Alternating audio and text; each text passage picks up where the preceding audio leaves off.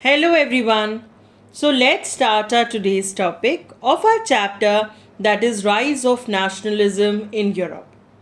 Today, children, will be continuing with our topic, that is the Age of Revolutions, which we started in our part number 5 of the video series of this chapter. And today we'll be continuing with the topic and we'll be doing the subtopic 2 of this topic, that is hunger, hardship and popular revolt.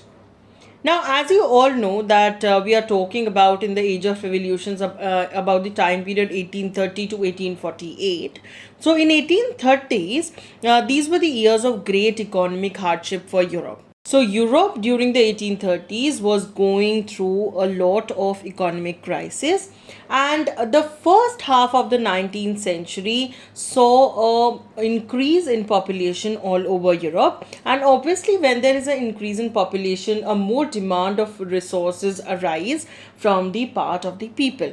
Now, in most of the countries, what was happening was that there were more job seekers, and more requirement of employment was there, more requirement of resources was there, and also population from rural areas was largely migrating towards the urban areas in search of employment opportunities.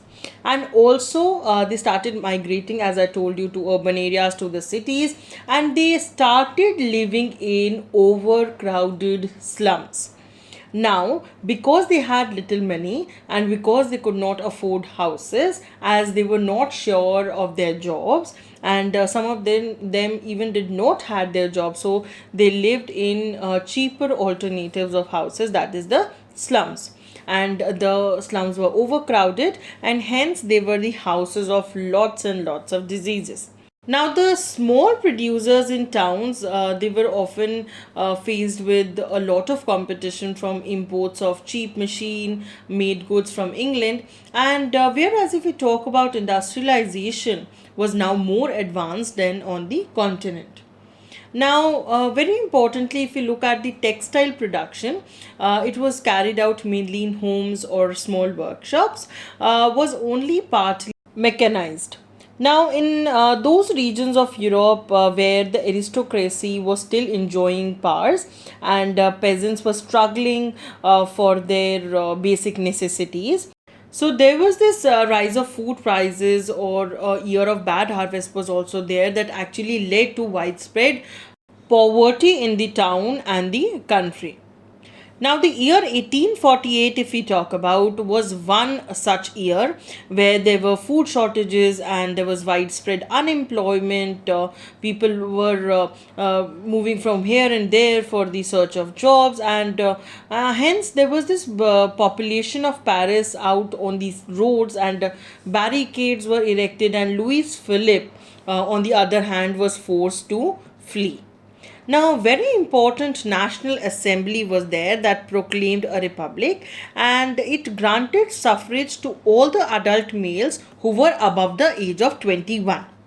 And this National Assembly also guaranteed them the right to work, and there were certain national workshops that provided employment opportunities. These kind of national workshops were set up.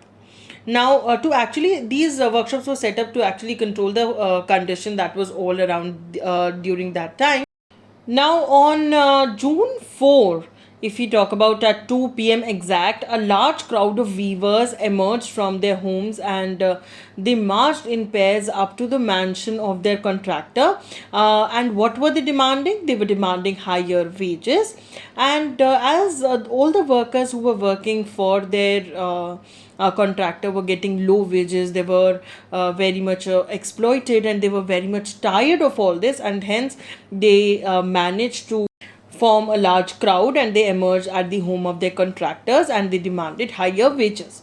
Alternately, they were given threats, and there was this one group amongst them that forced their way into the house of the contractor, and they smashed the house elegant window panes, furniture, and also there was this another group that broke into the storehouse and plundered it out of supplies of cloth, which they tore to shreds.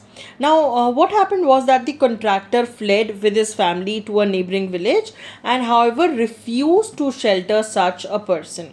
So the nearby villages also refused to shelter the contractor whose house was being attacked, and he returned 24 hours later with the army, and as a result of which 11 people were shot. 11 weavers were shot after that.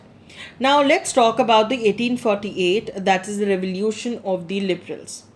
So there were a lot of revolts, poor, unemployed, starving peasants, workers in many parts of the European countries. In the year 1848, a revolution, a very important revolution that was being led by the educated middle classes, was underway. And there were certain events of February 1848 in France that had actually brought about the abdication of the monarch and a republic based on the universal male suffrage. All the male members, all the adult male members gave their vote for that. That republic was being set up. Now, in other parts of Europe, if we talk about, there were independent nation state that did not yet exist, such as Germany, Italy, Poland, and the Austro-Hungarian Empire. Men and women of the liberal middle classes, they all combined, they all got together, and their demands for constitutionalism with national unifications were put up. Now, they took advantage of this growing popular unrest around all the parts of European countries to push their demands for a creation of a nation state on parliamentary principles. So, the demand was to create a nation state based on the parliamentary principles, that is, a constitution, freedom of the press, and freedom of association. So, three important components or three important parliamentary principles were to be followed in creation of the nation state. Now, in the German regions, there was this large number of political associations whose members were middle class professionals, businessmen, and prosperous artisans. They all came together in the city of Frankfurt and they all decided to vote for an all German National Assembly. So now on 18 May 1848, 831 elected representatives marched into a festive procession to take their places in the Frankfurt Parliament and convened in the Church of St. Paul. So they drafted a constitution for the German nation to be headed by a monarchy subject to a parliament.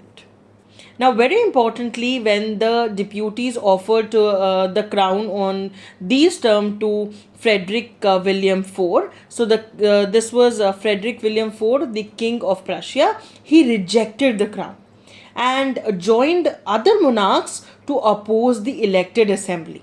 So the crown was being offered to Frederick and he opposed the crown, and he on the other hand he wanted to join the other monarchs and he wanted to oppose this elected assembly. Now, while the opposition of the aristocracy and the military became stronger, there were the social bases of parliament that were eroded. Now, the parliament was dominated by the middle classes who actually resisted the demands of workers and artisans, and so consequently, it lost their support. And in the end, what happened was that the troops were called in and the assembly was forced to disband. So, the tables have turned now. Now, what the middle classes have thought was not going to happen. Now, the issue of extending political rights to women, a very important issue indeed, was a controversial one. And within the liberal movement, in which large numbers of women had participated actively over the years, and women had actually formed their own political associations during those times, and they had founded newspapers and taken part in various political meetings and demonstrations, and despite of that they were denied the right to vote, or you can say that they were denied the suffrage rights during the election of the assembly, and they were only admitted as observers to stand in the visitors gallery when the Frankfurt Parliament convened in the Church of St. Paul. Now, the conservative forces were able to actually suppress the liberal movements in 1848, and but they could not restore the old order. They were not able to do so, and the monarchs were beginning to realize. Now they were beginning to realize that the cycles of revolutions, all the revolutions that were happening during those times in European countries, And the repression that was there could be only ended by granting concessions to the liberal nationalist revolutionaries. So now they have to at least give them concessions, and only then these revolutions and these repressions can be ended. Now, in the years after 1848, what happened was that the autocratic monarchies of the Central and the Eastern Europe, they began to introduce some of the changes that had already taken place in the Western European areas before 1815. And so the serfdom and the bonded labor were abolished. These both of these practices were abolished in the Habsburg dominion and in Russia. And the Habsburg rulers, they granted more autonomy to the Hungarians in 1867. So children, that's all for today. We'll come back again with the next video with the next topic. Till then, thank you so much.